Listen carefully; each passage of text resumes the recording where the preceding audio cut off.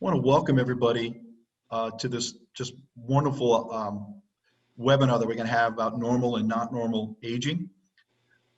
Before we get started, a little bit of housekeeping.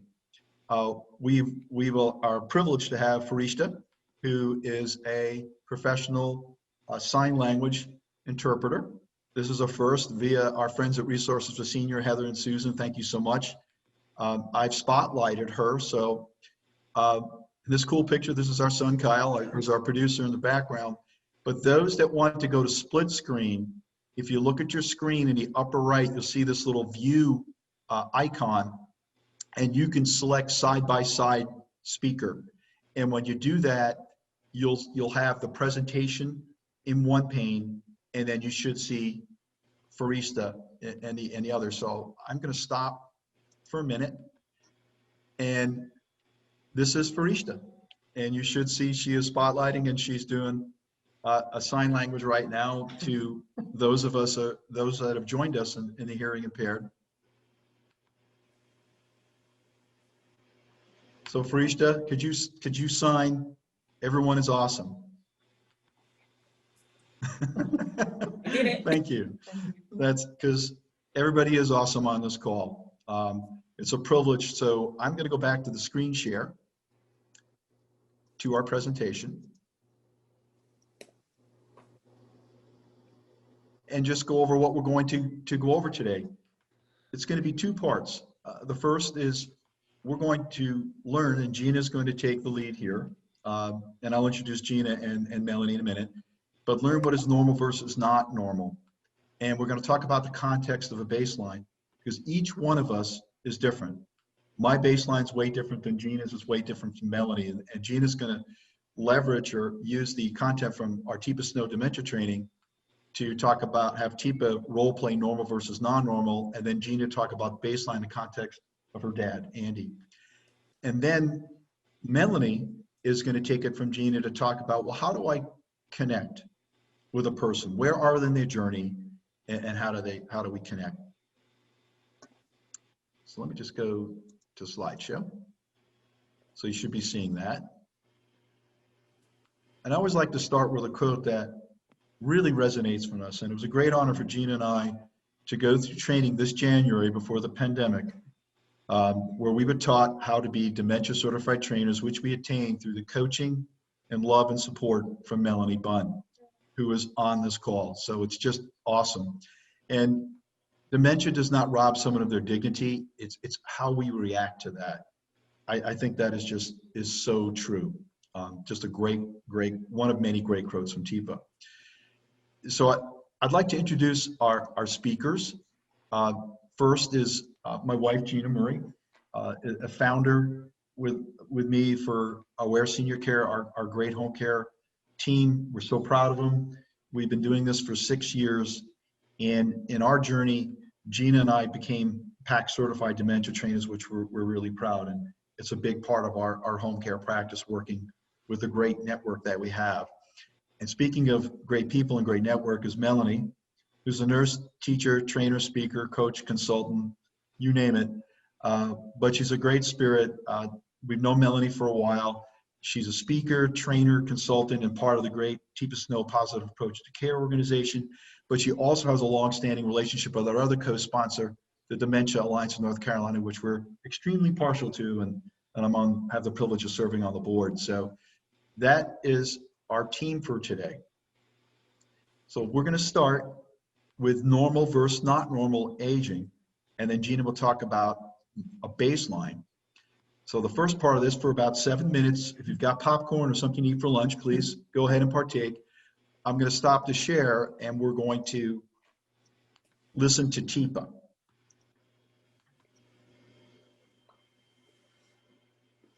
Whoop, let me stop that for a minute. Go back to screen share. I need to share the computer sound so you can actually hear Teepa. It's a great video. Learned a lot from this video. So again, the technology, I need to get to the right place. Okay, and I think we are.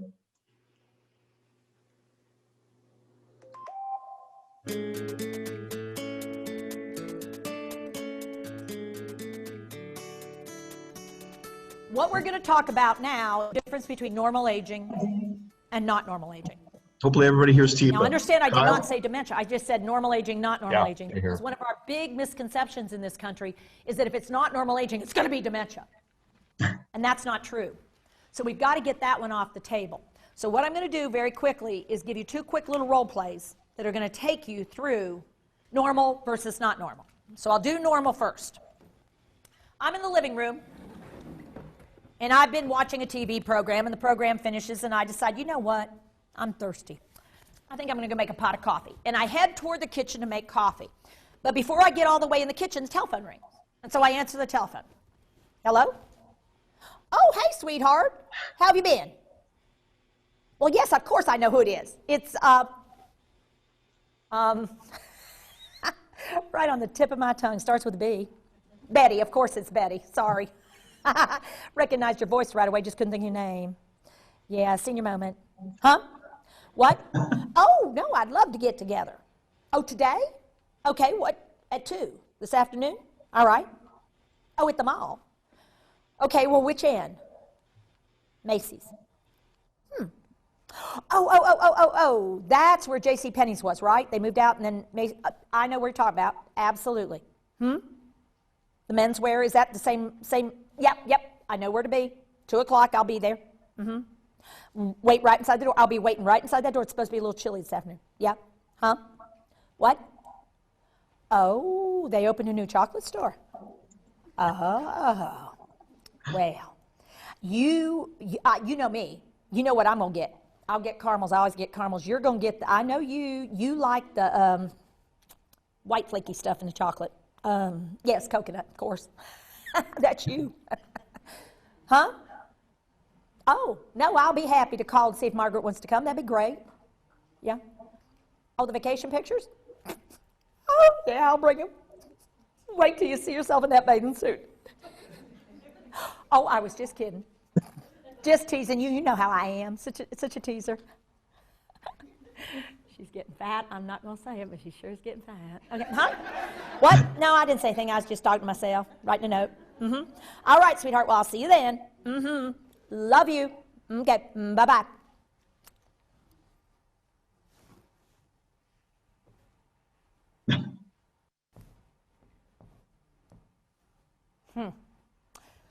What did I come in here for? Okay, hang on. Let me think here. I was in the living room. I was watching the TV. Program ended. Telephone. Betty hadn't called. I'd been able to remember. Okay, let me think on this. Was it here? Okay. I was in the living room. I was sitting right here. Okay, and the program ended, and I thought, God, man. Okay. Coffee. Why could I not think of that? Lord knows I'm losing it. Now, all of you have gone dead silent because all of your brains are going, oh shit, I have this.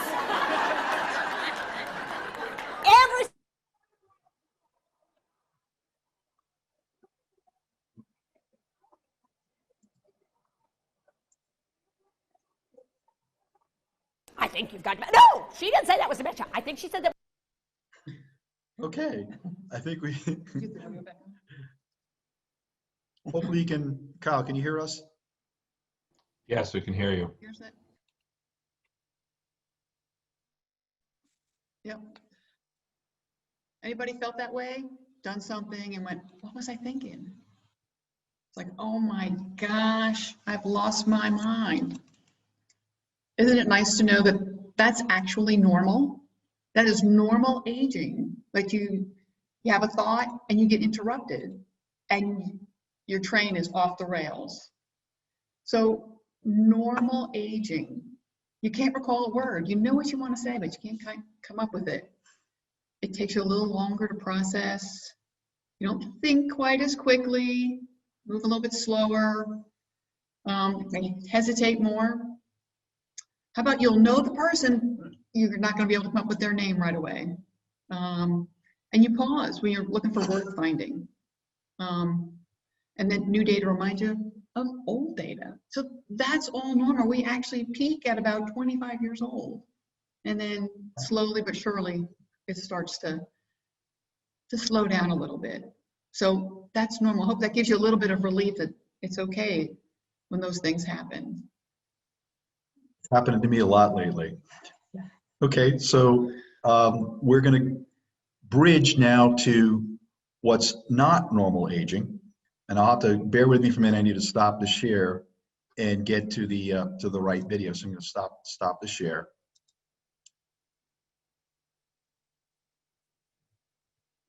And let me see, that's the PowerPoint.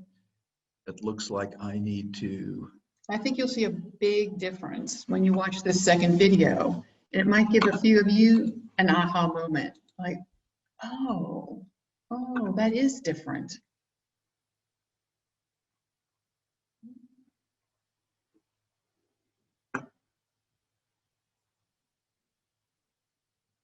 Gotta love technology. I'm going to be able to start to do it. So, oh, sorry. Yep, no, we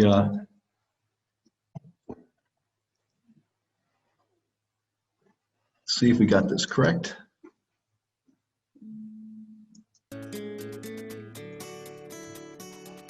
So let me show you not normal.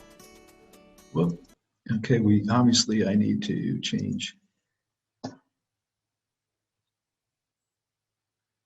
see if this does it.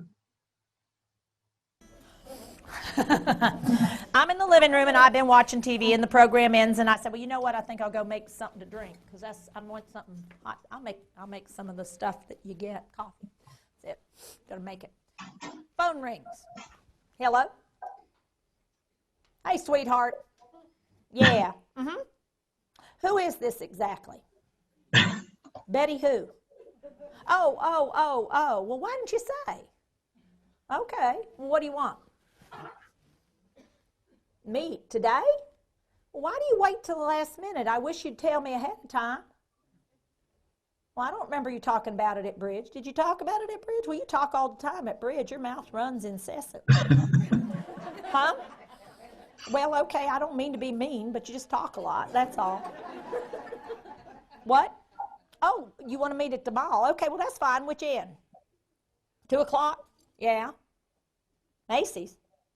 Well, honey, I don't think there's a Macy's at that mall. Where's there a Macy's? No, that's a J.C. Penney's. It's a J.C. Penney's. I have a card with them. I have a credit card with them. I know what it is. I buy things there. What do you mean they moved out? No, I shopped there not long ago. There's no way they moved out. Did they just close up? Well, good Lord. No, that's still, you sure? I think you're wrong. Well, fine, I'll meet you at that end. I know where you're talking about then. Huh? Inside the men's, well, of course I know where inside the menswear is, but you better get to the right store. You're not going to be there. Huh? All right, well, fine, whatever. What? Oh, they opened a chocolate store. Well, you know me, I love that. That's my favorite. What? Well, I'll have caramel, and you'll get the, oh, you like the kind of brown hairy ball and the brown stuff. What do you mean, what am I talking about? I'm talking about the brown hairy ball kind that you like. You like the brown hairy ball. Do you speak English? Honest to God, get what you want. I don't give a shit. I mean, whatever. I won't start arguing about this. Huh? Well, no, I'll call her and see if she wants to come. That's fine. What? The vacation pictures. Oh, about on the boat? Yeah, I'll bring them. Wait till you see yourself in that bathing suit.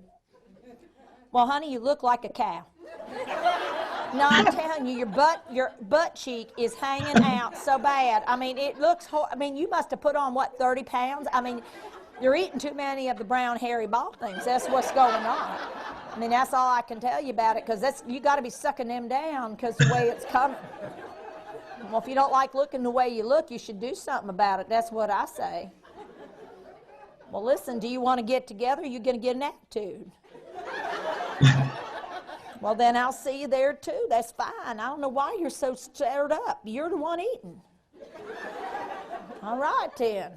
Shit. I mean, I don't know what her problem is. Lord, she gets an attitude. Now, let me think here. Oh. A dirty cup.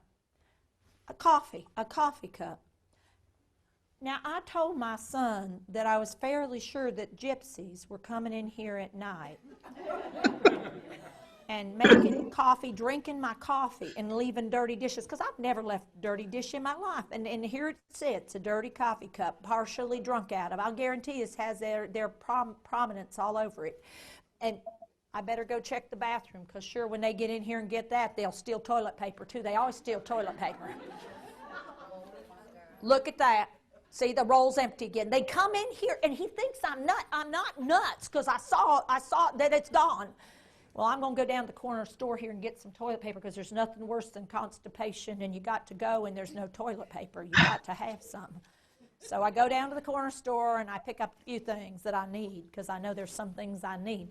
And I come back, and I go to put them in the fridge and such, and there's another quart of milk in there. Well, I wonder who brought that by. I don't know when they brought that. Well, good. I can make use of it. It'll be fine. And let me go put this toilet paper up. You know, I'm not going to put it in here, because sure as hell they'll steal it just like they stole the other stuff. I'm going to go put this in the spare bedroom closet, because they won't think to look there. Okay, here we go. Oh, my God. This is where they're keeping it until they can bring a truck to come pick it up. There's got to be 30 rolls right there. I'm going to hide it under the bed. They won't know where to look for it. At 10 minutes after 2, the telephone rings.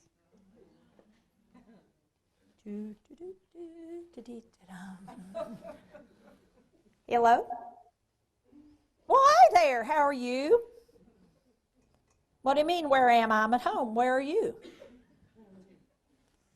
Well, what are you doing at the mall?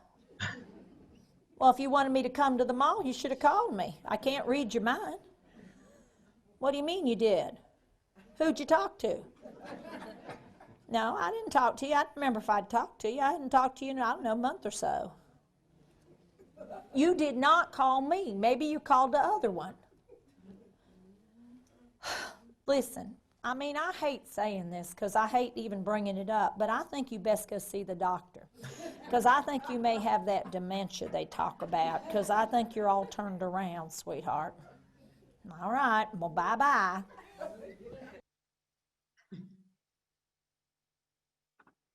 Quite a difference between the two discussions, even though she was talking to the same friend, same scenario.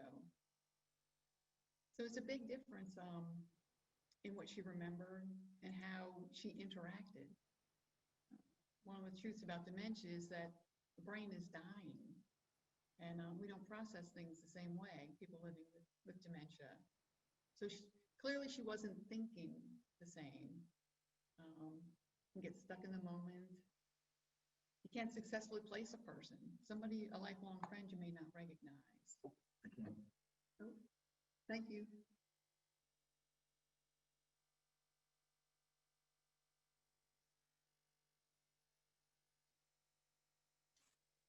Everybody should be able to hear us now. Thumbs up from the audience. I was having a conversation with Okay. myself. Can everybody hear us? Okay, sounds like yes. So a big difference between the two conversations, the way she processed the information or didn't process the information. So unable to think the same way or do the same, getting stuck in the moment, can't really reason things out. One of the truths about dementia is that the brain is dying. Your most vital organ, it's dying. Words won't come out even with those clues. You get confused between the past and the present. And then the personality disorder, your behaviors, you say things that you no longer have the filter, say things that you think you never would have normally said. First conversation she was able to hold back. So how do you know if it's dementia or if it's just aging? So it's really important that you know your person, establish a baseline. So so this is a picture of there's Kyle. That was his first communion, and that's my parents, Nancy and Andy. So unfortunately, my dad ended up having a brain tumor, but before we knew what it was, we knew something was just not quite right. So his baseline, like I knew when he was born in 1921 in Czechoslovakia, grew up in Cleveland, and the doctor would have known some of these facts. So when my dad started going to the doctor, like he knew the facts, he knew the things, but he didn't know that my dad completed the New York Times crossword puzzle in ink every day before lunch. He knew the periodic table in order. He would sing it as lullaby to our children. So there were many things that were not in his medical record. So one of the first things was when he didn't finish the crossword puzzle, he said his eyes were bothering him. Oh, okay. We'd work on it together. Some of the little things, he got lost coming home from his favorite pizza place. Now for me, that would be part of my normal, but my dad loved to drive, so that was another indicator. So it wasn't a medical test that drove us to bring him to the doctor. It was the things we knew about him as a person. So we knew his baseline.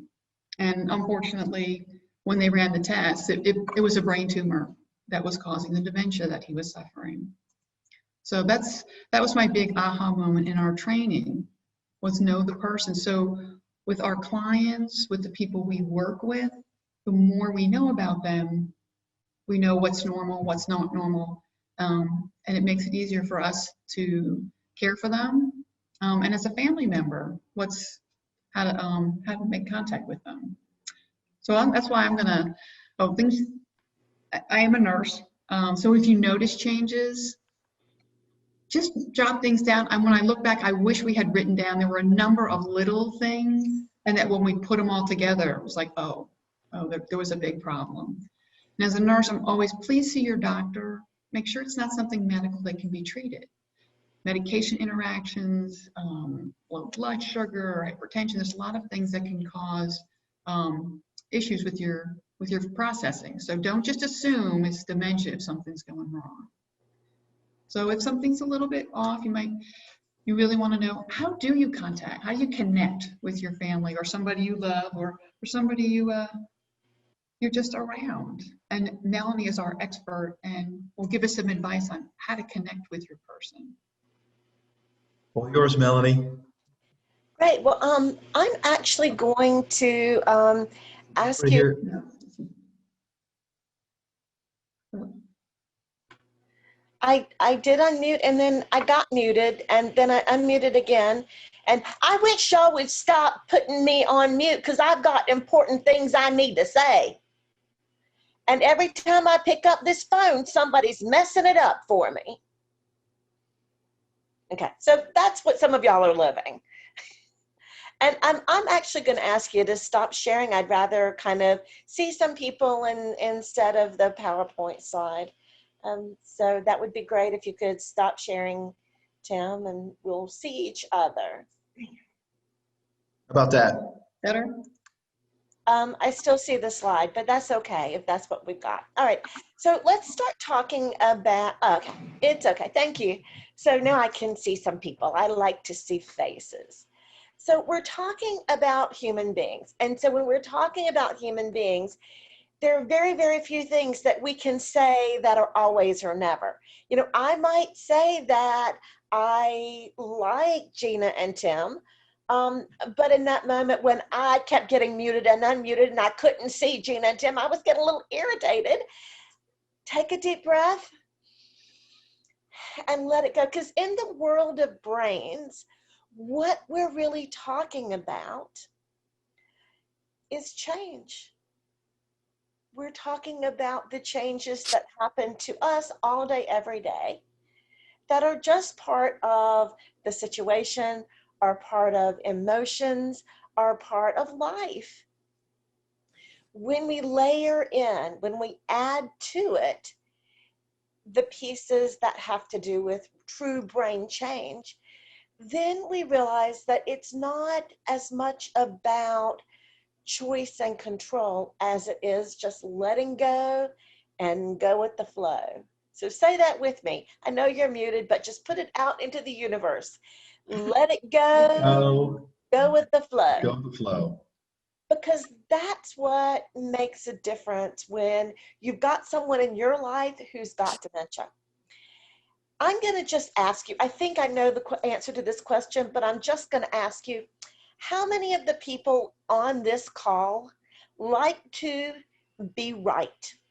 If you're a person who likes to be right, put your real hand up, put your virtual hand up, put your whatever hand up, and I'm just scanning through. Keep them up because it's going to take me a little while to scan through. Some of y'all don't have your cameras on, so I can't tell it, but I'm guessing most of y'all have your hands up if you're honest.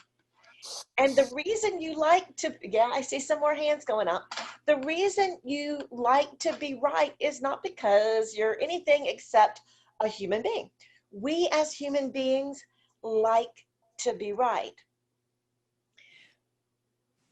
When we're spending time with someone in our life who has dementia, the real challenge is to do this with me. Everybody's just going to do this with me. Let go of that need to be right. Because if you're holding on so hard to the need to be right, you can't let go and be in relationship with that person. Because all of us like to be right. We have the ability to take a deep breath, change. So one of the things we use in PAC that Teepa and I have used for years is the idea that all people are precious and all people are valuable. And so what we've done is we've used a different way of measuring the ability of people to do things. And instead of using numbers, or instead of using labels like early, middle, late, we attached, or actually Teepa did this part, attached a gemstone to different changes that happen in people's brains. So the very first change we're going to talk about, the very first state, is people who are at the diamond state. And these are the people, the lady that Teepa was in that second video, maybe even the lady Teepa was in the first, it was getting kind of close. The lady Teepa was in that video, that second video, we call a diamond. So if you think about diamonds, if you've got a diamond, flash it around. Diamonds are beautiful and they're shiny and they can absolutely glow and shine in the right setting. But in the wrong setting, they're just hard. They're just rigid and they just can't change. So in that situation, put your hand up like this. And this is my perspective. This is how I look at the world. And I know that I call my mother 3 times a day. And I know that my father's had 14 wrecks in the car. And I know all of these things. And so I've got all of these things in my perspective.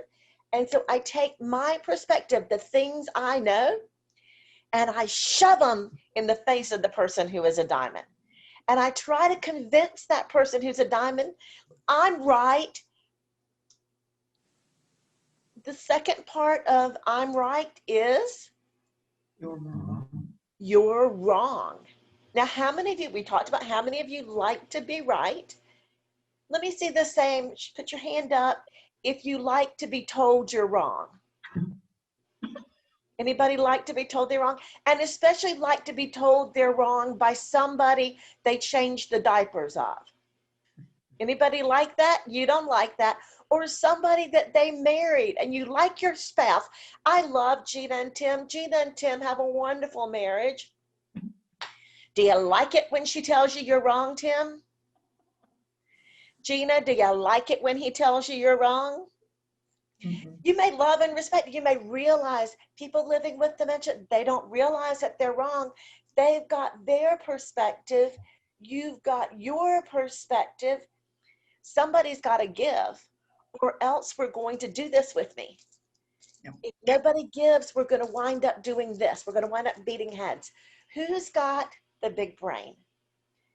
Who's got the ability to change and to let go? So I'm going to ask you to say something with me. I know most of y'all are muted, and that's fine, but say it with me. If you sign it. Say, I'm sorry. I'm so sorry. I'm so very sorry. Because if you don't say it, you will be. So when we come to those situations with people living with dementia early in the changes, with things that are just starting to change, we put ourselves in a position where we kind of have a mountain in front of us. And what we want to do with that mountain is we want to take our car and we want to just ram our car through the mountain. Well, you can do that. It gets really expensive. Your insurance company doesn't like it. You wind up, you can do that, but it doesn't get you anywhere. So with people living with dementia, what we do is we let go of going through the mountain and we find a way around the mountain, or we find a way over the mountain, or we find a way up the mountain and then back down, because we can make a lot more. We can have a lot more. We can find people to help us with things and to do things, but we can't break the relationship. So if you'll put your hands together like this. So dementia changes a lot of things. Dementia changes and takes away. You know, we think about memory, we talk about memory, so take that away. We think about language and we talk about language, so take that away. We think about vision, we talk about vision, so move that. We think about executive function, ability to kind of organize and structure and put things in order, take that away. Focus. We talk about ability to do self-care, so take that away. What we don't have to give away is what we break, which is the relationship. So if you have someone in your life who is early in dementia, that relationship is precious. And so holding on to that by letting go of needing to be right, by saying, I'm sorry. So if I call and I say, well, I haven't heard from you in 9 weeks, and you actually were there just last week and you call every other day, you can try to explain. The challenge with explaining is it starts to feel like arguing. And so you think you're explaining, but that person living with dementia thinks that you're arguing. Take a deep breath and let go. So when that person's, oops, I think I'm frozen. I think I froze. I froze. I'm sorry. Oh, just for a second, you're good now. Yeah. So when we let go of needing to be right, we let go of arguing, we can keep that relationship and we can find an answer that works. So instead of trying to explain, if we deal with the feeling, what is the feeling? The feeling is, I missed you too, Mom. I hate that we're not together more. Because when the actual facts and figures and specifics don't connect, what still is honest and true and connected are those feelings. So that's a bit about those diamond people. Those diamond people are often, we don't even realize they've got dementia, because as long as they're in their situation, as long as they're in that right setting, they do well. It's just when things start to change, or if we're watching really carefully, that we start to notice. The next gem state, these are people who are what we call emeralds. So if you think about green on the stoplight, green stands for go, and emeralds are going. They are busy, they are going, and they're actually going back into the past. So they're remembering things not the way they are now. They're remembering things the way they used to be. So when I'm looking for my Matthew, I'm not looking for the 19-year-old. I'm looking for that baby, or probably even more, that toddler who I've got to keep up with because he'll get in trouble. And so if I were to say to someone, I can't find Matthew, and they say back to me, oh, don't worry, he'll show up. That's not good enough, because this is my set. We wouldn't even tolerate that for our purses. If Gina and I are eating together and she goes to the bathroom and I hide her purse, And when she comes back, she says, Melanie, I'm stuck again. I think I froze again. I don't know where I froze. Oh, just for a second. Your audio is perfect. So, Okay. Oh, so the audio's going, it's just the yep, visual. the audio is still going. All right, thank you. Sure. So I come back and Gina comes back and she says, where is my purse? And I say, well, I don't know, but we'll find it at some point. Gina's going to say, no, that's not good enough. It's my purse. You don't understand. So we've got to find a way to connect with what people are missing, what they've lost. So 3 steps. So put up 3 fingers. The first one is acknowledge the feelings. So Gina, you're really worried about your purse. The second step, tell me about your purse. The third step, sounds like it has some really important things in it. You know, I think I've got some of those things. Let me see if I can give you some of those things. So I'm not saying your person is important, because it is. I'm not saying your spouse isn't important, because your spouse is important. I'm not saying your children aren't important, because they are important. We're finding a way to talk about the feelings and what's really meaningful and significant. So I think, and Gina and Tim, y'all probably haven't heard this because I just made it up recently. People tend to look for things that are in one of 4 categories. And so I call them the 4 Ps. People look for things where they want their possessions. I want my stuff. And it might be my purse, it might be my car, I want my stuff, my possessions. The second P that people look for are their people. Where is my spouse or my partner? Where is my parent? Where is my child? Where are the people I need in my life? The third P that people look for that are really important is a place. I want to go, and I bet everybody can put it in the chat and fill in the blank for that sentence. I want to go, where is it? Home. Home. I didn't even have to wait for the messages to come. I want to go home. The other place people want to go sometimes, I want to go to work. This is part of my day. It's my routine. I am supposed to be there. I'm supposed to be at work. The fourth P is a little bit harder to keep up with.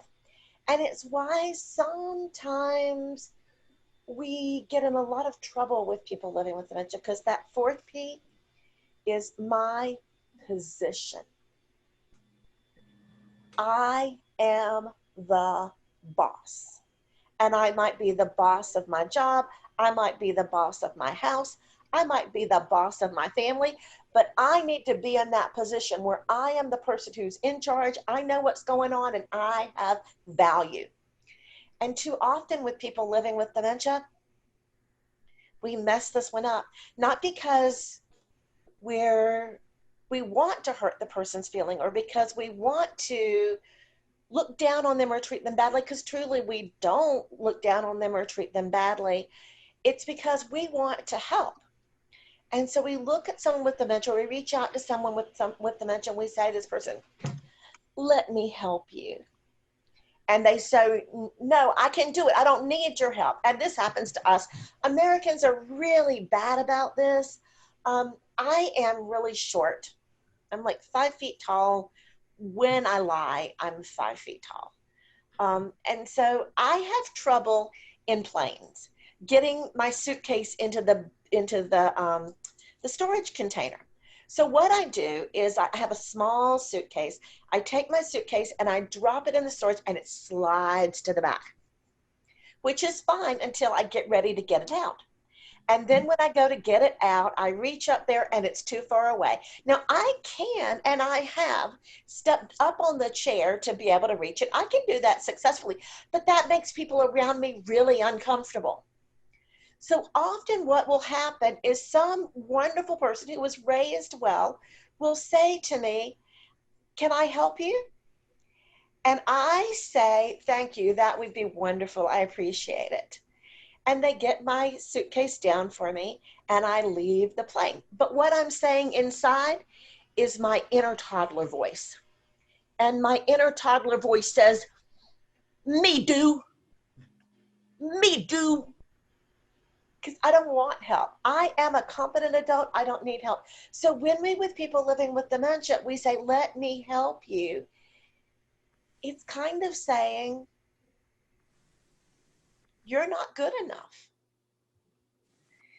You don't know enough. You've lost your personhood. You've lost your ability. And none of us want to give that person living with dementia that experience, because it just takes away things that they don't have to lose. So instead of saying, let me help you, if I were to say to my wonderful Gina and Tim, could you help me a minute? Would you mind stop sharing that slide for a moment? Then they would love to help me. They would love to do that for people living with dementia. Can you help me? I'm fixing dinner and I need someone to tear up the lettuce. That would be such a big help. Could you help me? I've got these coupons. I offered to cut them out for church. Could you help me? Because we as human beings want to feel competent. We as human beings want to feel in charge and want to give.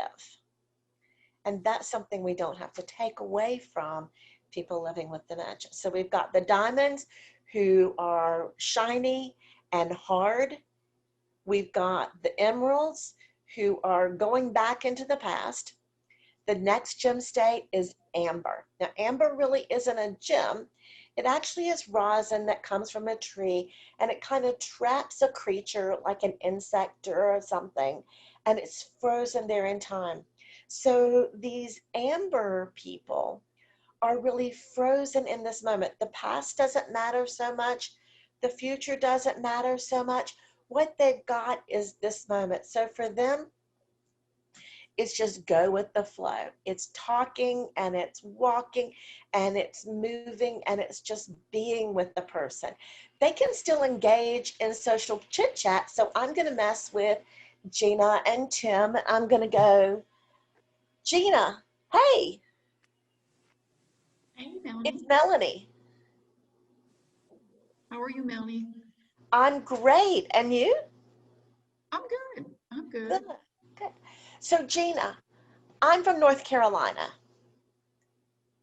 And you're from? I'm from New Jersey. From where? From New Jersey.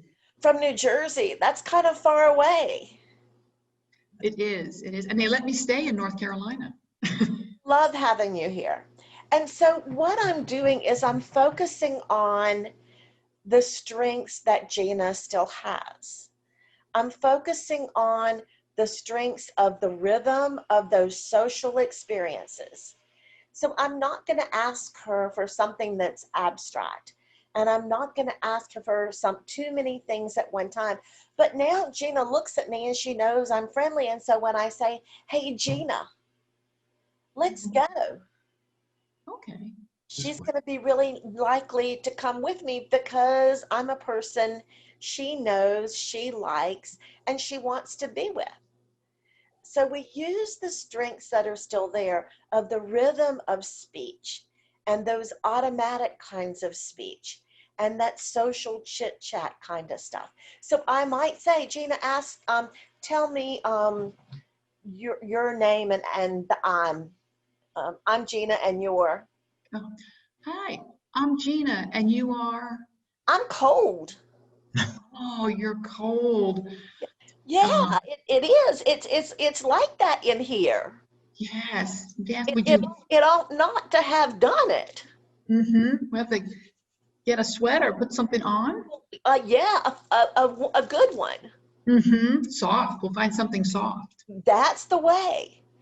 And Yeah. so what I'm doing is kind of giving you some of the language you might hear from somebody at the Amber. And Gina's doing a beautiful job of reflecting back. Now, I kind of surprised her because she thought I was going to say I'm Melanie, because the usual answer to and you are is Melanie, but I surprised her a little bit. But is it important that she know that I'm cold? Yes. Yeah. And so this idea of connection and communication, but it's so much more than just words. So Gina is looking at me. She's smiling. She's kind of turning to the side a little bit. If Gina's got her arms crossed across her chest and she's looking down at me like this, I'm not going to give her the same answer. She could never look like that. We have so much trouble with Gina because she just can't look distressed and mad. And so when we're role playing, we're practicing, I can never depend on her for that part. I can depend on her for many things, but not for that.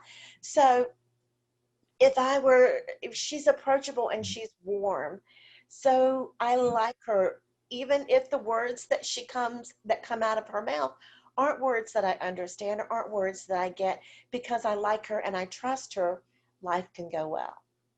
It becomes even more important as we move into that next gem state. The next gem state is ruby. So red, I forgot. Amber, yellow on the stoplight, caution. Red, ruby on the stoplight, things are starting to stop. And part of what's stopping is that language.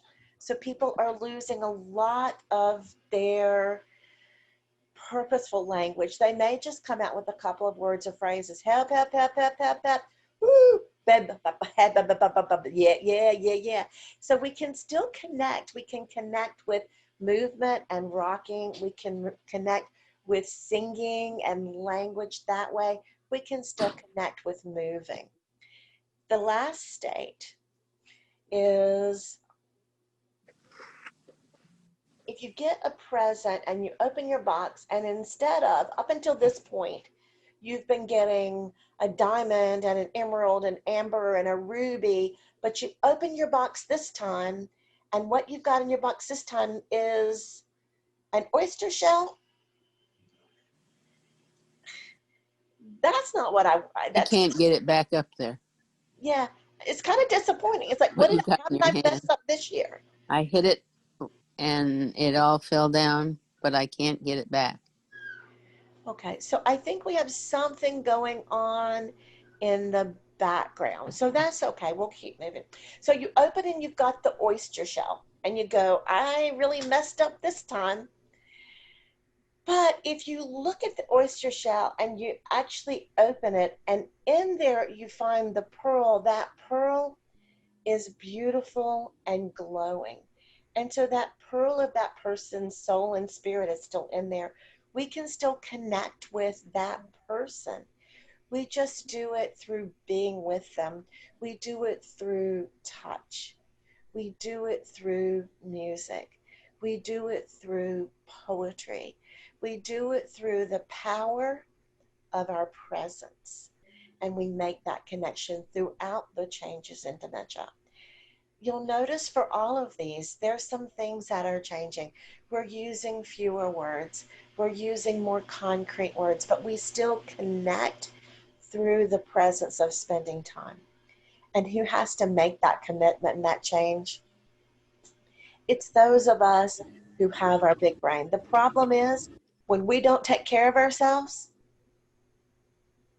when we don't nurture ourselves, we can't do our best. And so a lot of times when I'm interacting with people who are at the diamond level, it might not be the person who's identified as having dementia who's the person who's acting like a diamond. A lot of times it's us as care partners who get really rigid, who can't make changes, who can't get new information in. So take everybody with me, take a deep breath and let it go. And take another deep breath and let it go, and realize that there's gems in all of us. And when we match our gem to the gem of the person living with dementia, through matching our pace, through matching our expectations, then we can live life through dementia in relationship and not in isolation. Because we've learned over the past 6 to 7 months, isolation isn't good for human beings.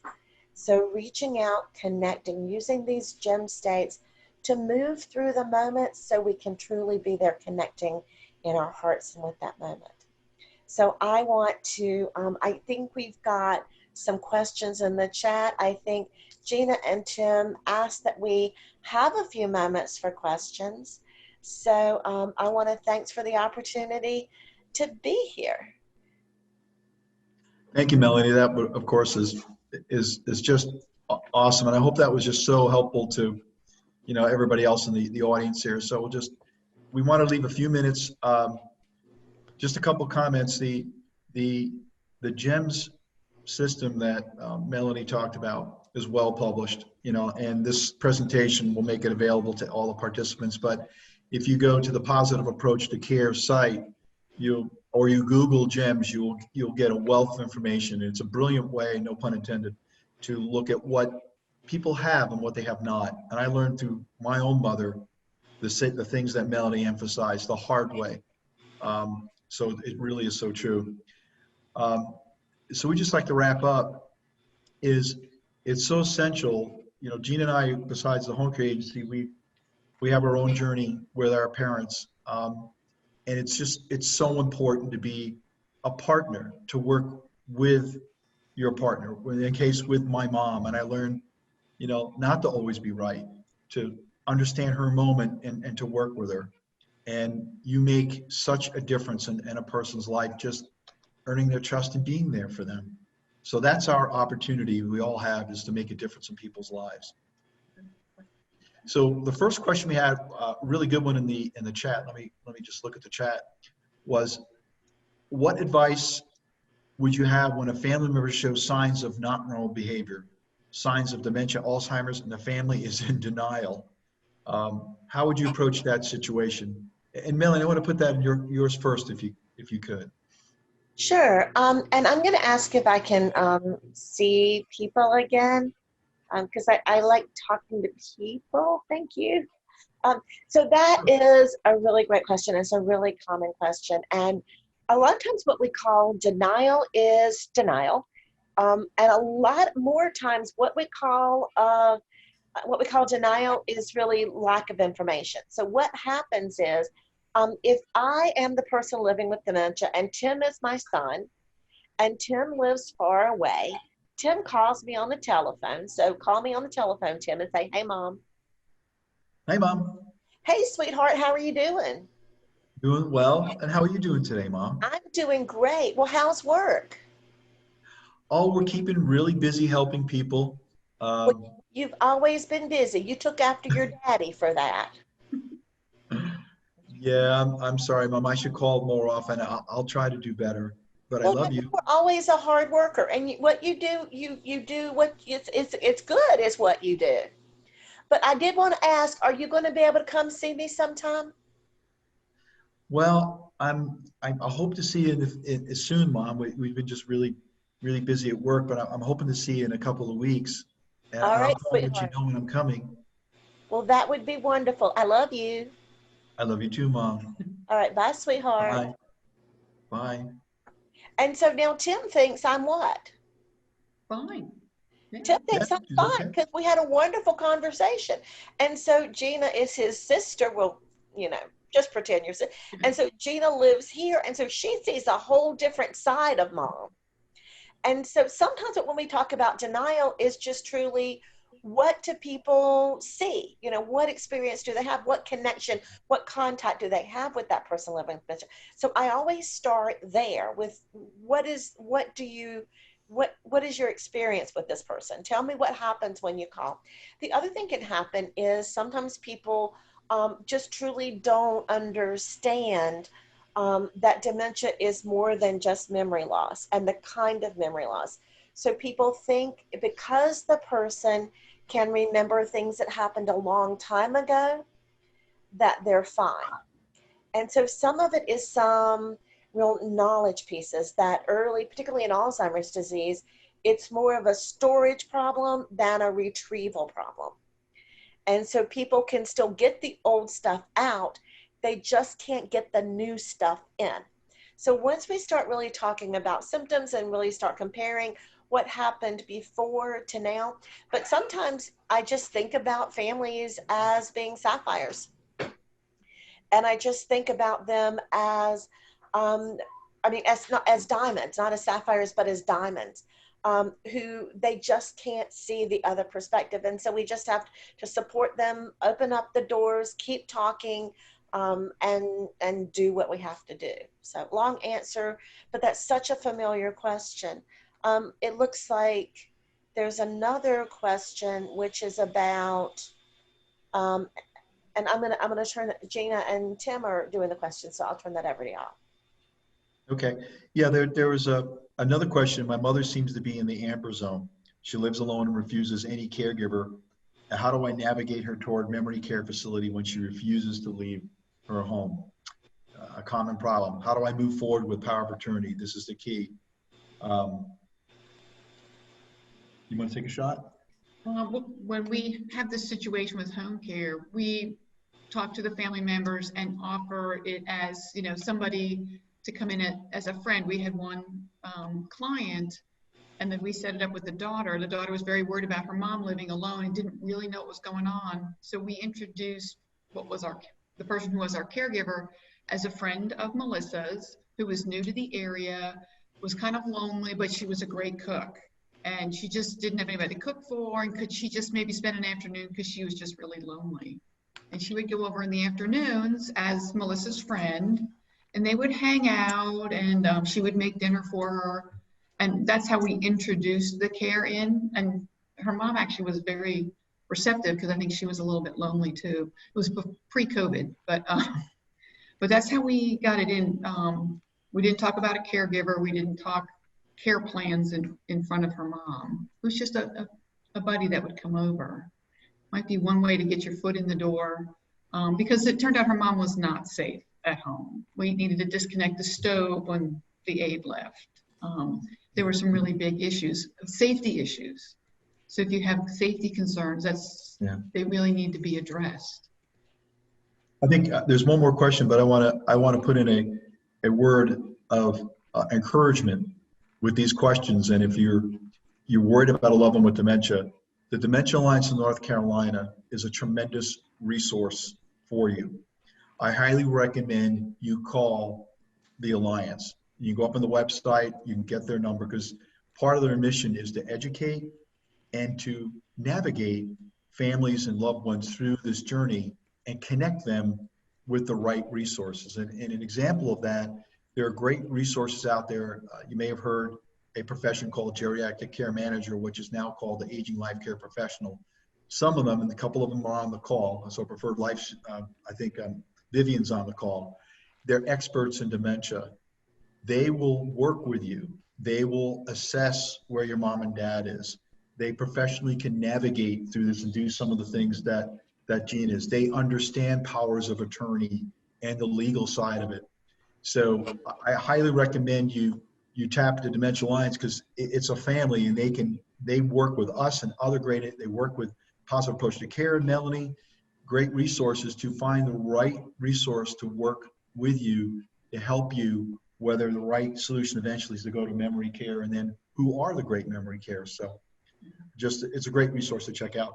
The last question, because we've reached the 12 o'clock, I learned that seniors with hearing loss, this is great, they're double dementia risk, 5 times more likely to develop dementia.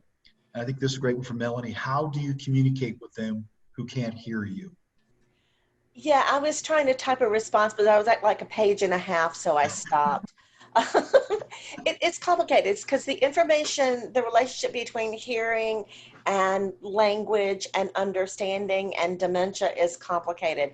So if someone has been deaf all their life, then communication is going to continue to be the way we've communicated with them throughout their lives. So if they've signed, we continue to use sign.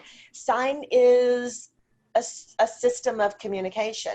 So just like people who hear, who have dementia, lose not just the auditory processing of dementia, but the comprehension part of dementia, people who sign will slowly lose the comprehension of sign language, just like people who hear lose comprehension of the spoken word. It also changes with expressive language. So people who sign will lose some of their ability to sign as they're losing their ability to understand sign. So that's the hearing piece, the deaf piece. people who are older have hearing changes. And if you're having hearing changes, it changes your ability to process information. And we know that a brain that isn't getting information the way it's used to getting information changes. And we don't understand exactly the relationship. The one thing I will focus on is, again, the difference between hearing and processing, comprehending. So what happens with people who have dementia is they lose some of that processing ability. So what we do at that point is some of the things you saw me doing with Gina and Tim, which is slowing down, using simpler language. And that would be successful with people who are deaf as well as people who hear. So making sure to optimize the environment. So not to have so many distractions going on, whether they're things that people see or hear, just simplify the environment so we have a better chance of getting the message in. Communication, though, is so much more than words. It's what we see as well as what we hear. So if I can do almost the same things without talking. I can say and hold my hand out, and then I move this way and I say, and so I don't have to use so many words. I can really use gestures and facial expressions to kind of help that person make that connection, because that's what communication is connection. So I hope I answered that. If not, I think my email might be on that PowerPoint somewhere. Feel free to reach out reach out to Gina and Tim if you have some other questions that I can help you with. That's great. Thanks, Melanie. And I I want to really, thank everybody for joining us today. And also our other co-sponsor, really the catalyst is Resources for Seniors. And Heather's on this call, Heather Arcuri and Susan McGuire. Thank you for reaching out and thinking during COVID-19. Unfortunately, we can't do our get-togethers and our seminars, so we creatively thought of this, and as a team worked together. They reached out, and we had blessed with Farishta to be our sign language. So I hope this really connected with everybody. It's near and dear to our heart. A recording will be done, which will be captioned, and we'll send it out to everybody. And like Melanie said, if there's questions, you can respond to us. On a Resource for Seniors also, you can check their website out. They have a directory of all the great resources in our Raleigh Triangle community. Everything you can think of, including communities, facilities, and so I go check it out. It's a great direct. And then we talked about the Dementia Alliance, and then the Positive Approach to Care. Teepa, Melanie, are very active on Facebook. The dementia sponsors Melanie. She has Mondays with Melanie. You can click and see all the great things she's done on the Facebook page. So there are tremendous resources. Use them. Don't go it alone. So thank you for all of us, and God bless, and have a great day. Thank you very much. Thank you, everybody. Thank you. Cheers.